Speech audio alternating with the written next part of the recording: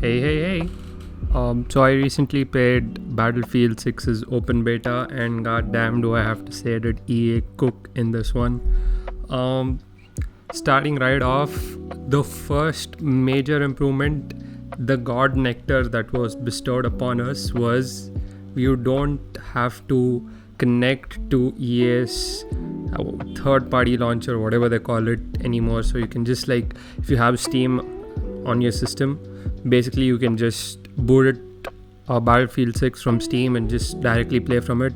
Your username is basically your Steam's username. That's an amazing freaking feature for a new game. Plus, another major feature for Battlefield 6 is it is no longer available on previous generations for PS4 and Xbox One. Battlefield 6 no longer works on those ancient consoles anymore. Like, just to remind you, those consoles are 2 generations behind. I don't know why games keep making their game compatible to like consoles of 2 generations behind.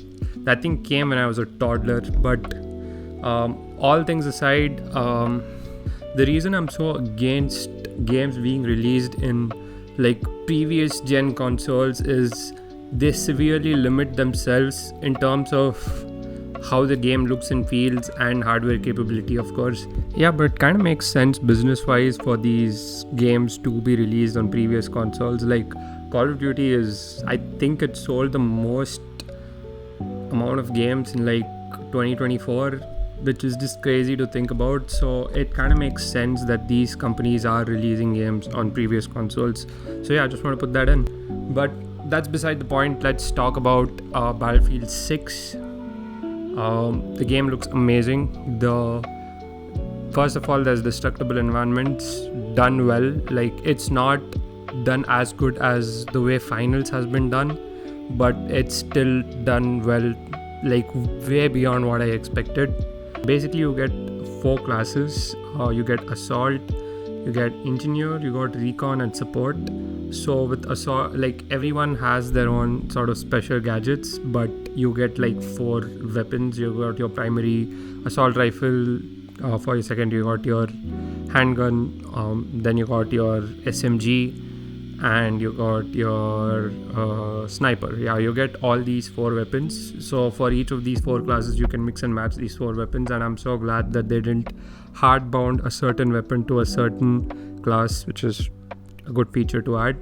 But let me tell you all the perks and abilities of each of these different classes. So for Assault, you basically got like a stimulant, basically increases the speed of you, the player. Second is Support. Basically his gadget is replenishing everyone else's ammo and supply, stuff like that, and their perk abilities obviously. And then you got your Engineer, you got that blowtorch thingy to help repair your vehicles.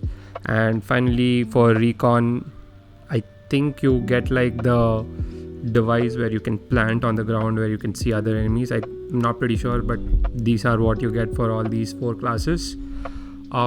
Pretty fun. I think like the variety is pretty good for the open beta. I don't know if they're going to be adding more classes, but if this is the class that they're going to hold up for like the rest of the game, I'm okay with it. Apart from that, destructible environments actually like play a huge part in the gameplay. Like there are many times where